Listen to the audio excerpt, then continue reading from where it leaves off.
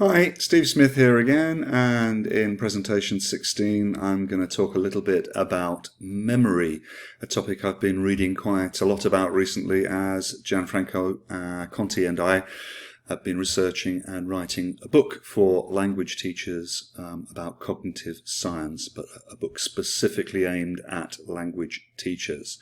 If you want to learn more about this sort of thing, you could start off by having a look at informedlanguageteacher.com, where you'll get readings and videos and podcasts about all sorts of things to do with language teaching and language learning. Now, today I'm just going to touch the surface of this highly complicated area to do with cognitive psychology and neuroscience. And, I come at this as a former teacher who's read quite a bit about the subject, but I'm not an academic. So I'll try and make things as clear as I can, and so they make sense to you as language teachers. And if you know a lot about this already, you'll be able to find fault in what I say, I'm sure. To start with, I would say this. Why learn about this sort of stuff at all as a teacher? Because very often language teachers do things brilliantly through instinct. And quite often what we learn from cognitive science just confirms the sort of things that we know. However, I think we have to acknowledge that every teacher can improve, every teacher can understand the process of learning better and can possibly enhance or tweak their practice to make it even better. We know a good deal about how the brain works, but the more I read about this topic, the more I discover that it's far more complicated than we think, and I'm sure that we're in the very early days of understanding how the brain functions. It's only been in the last dozen years or so that psychologists have been able to do detailed brain scans to put it crudely, to see which parts of the brain light up, which circuits are activated when certain learning tasks occur. I think we have to be aware as well that when we read about these things, there's a danger of assuming that one size fits all. So, for example, when psychologists do experiments about people memorizing, for example, images or lists of digits in a sort of laboratory situation, to what extent does that apply to the complexities of learning a language in the classroom? There are so many variables involved, but I think we can learn some things from the research, and I've certainly found it interesting to read about it. Now, to begin with, I just want to point out, if you like, the simplest model of how it's thought that we learn. So we get information from the environment. It enters our short-term memory, our working memory. The psychologists have disagreements precisely about what these things mean. Some people think that short-term memory is basically the same as working memory. Some even call it primary memory. But certainly working memory is the term that's used most, as far as I can tell. So working memory is where we keep things in mind. It's that place, for example, that you use when you are trying to cook something in the kitchen and you're following a recipe. And you look at the instructions, you go over and start to chop your onions, and then you discover that you've forgotten what the next bit was. Oh, was it onions in chunks, or was it finely chopped onions? What do I do after that? And you go back because you've forgotten stuff. You've put it into your short-term memory, and it's disappeared straight away. That's the forgetting that occurs from working memory. The way to get round that is to keep rehearsing the item in working memory. So to keep, if you like, saying to yourself over and over again what you're meant to do so that that trace doesn't disappear into the ether.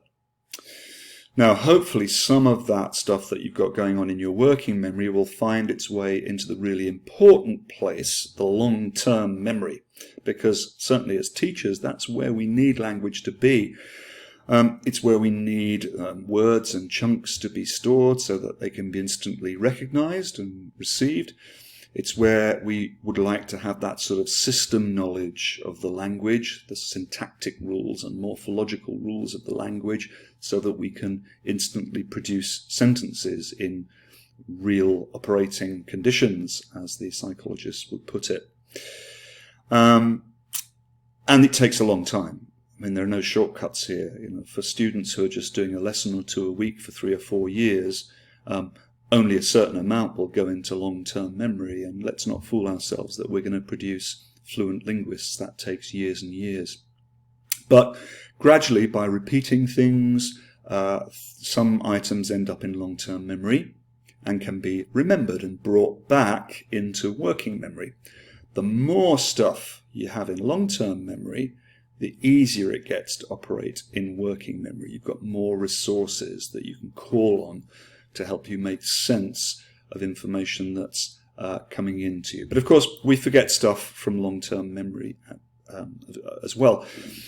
Some psychologists believe that actually those traces are always there, but it's rather difficult sometimes to recall them.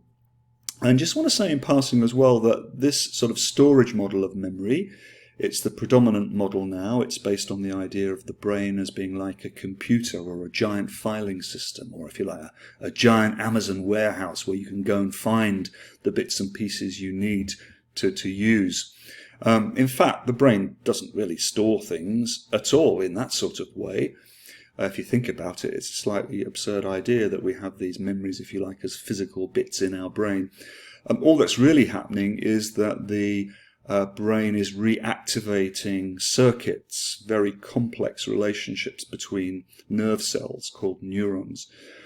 And that when we learn something for the first time, a sequence might be set up somewhere in the brain, a very complex trace, a set of impulses, electrical impulses between cells. And then the next time we see the same sort of stimulus, then the same sort of trace is activated again, and it gets stronger each time. It's as if the brain gets more used to the same sort of activation. Okay? So that's the general idea of the multi-storage or multi-component model of memory.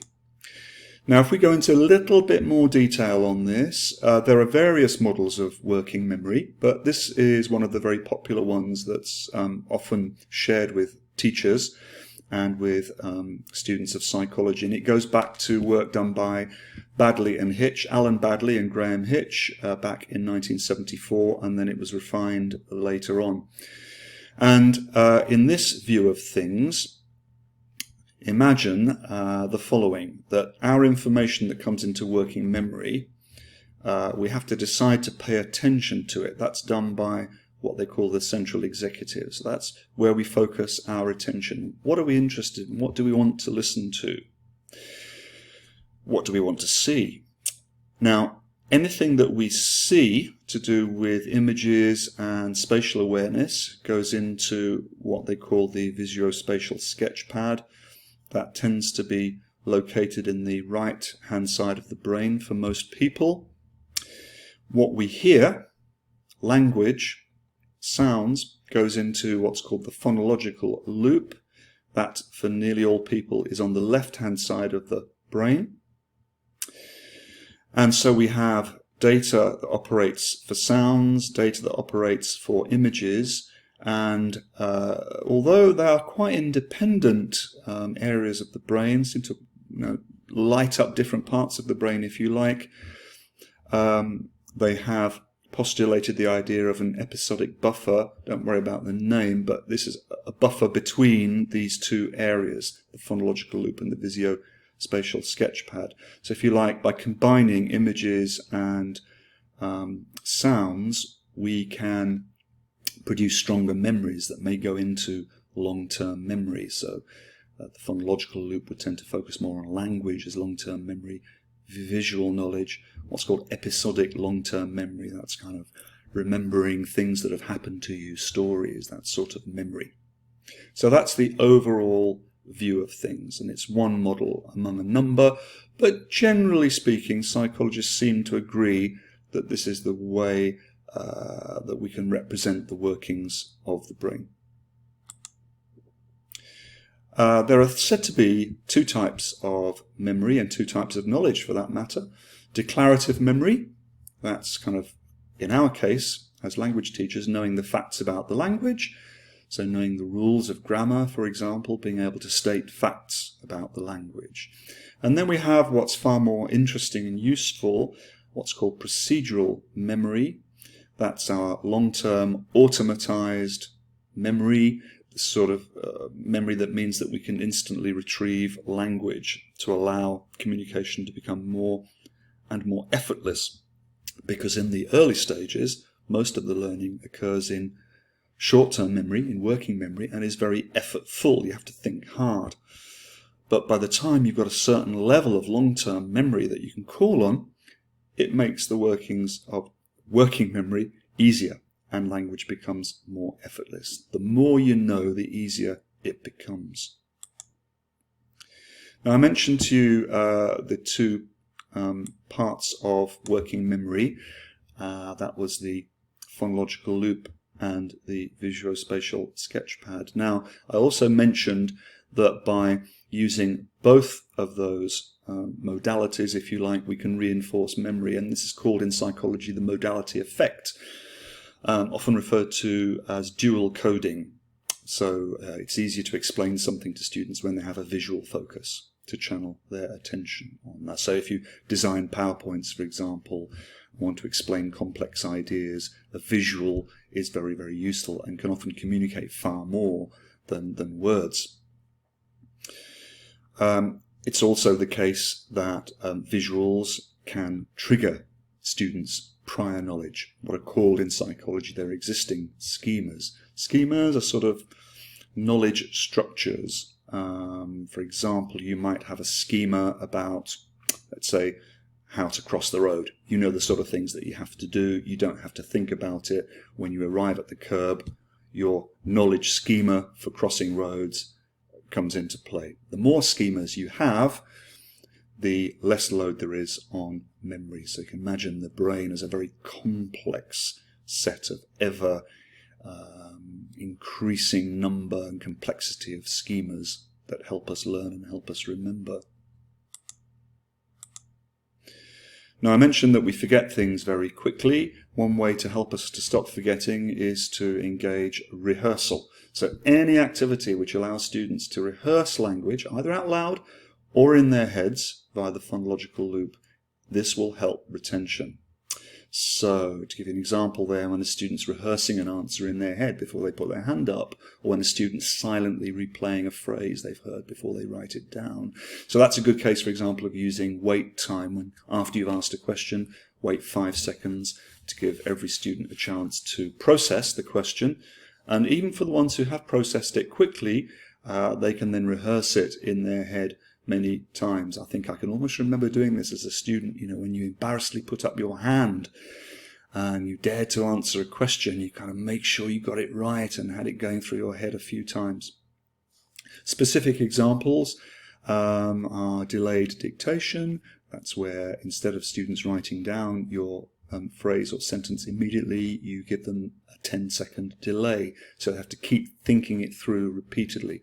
The same would apply for delayed copying, where you give them a sentence on the board, let them look at it, then remove it as they try and keep thinking it through in their brains. And of course, when they're activating the sentence in their minds, they are doing so, if you like, quietly in their brains, but they're hearing the words, so that's activating the phonological loop and helping to build memory. And I wonder if you've ever tried delayed choral repetition.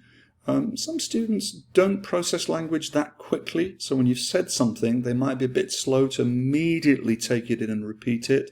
So why not try as a variation, giving, let's say, a 3 or 5 second delay after you've read a chunk or a sentence, and then give them a nice clear sign when they can all repeat at the same time. And by that way, you're building in more repetitions. Of course, when students revise for oral tests as well, they're doing a lot of this sort of repetition in their heads and out loud. So that's rehearsal. But it's not just rehearsal that makes things memorable, or just repetition, although repetition is really important. But if you can make your input distinctive in any way, then it's more likely to linger in your working memory a bit longer. It's just more interesting. It focuses your attention. And in addition, anything which gets students to process language in a deeper, more elaborate way, a more complex way, which might get, for example, students to hold a word for more than a few seconds, will can engage that brain in the higher order thinking that will help memories embed. So with vocabulary learning from a list has some use, but if you can then use the same words or chunks in different contexts, or with pictures or with gestures, anything like that will create more elaborate processing and allow the brain to make more links to that word or chunk. So for example, I've recommended to you before the idea of using vocab in different contexts, in collocations, with other words, using synonyms, antonyms, and mnemonics, anything that will help students remember vocabulary.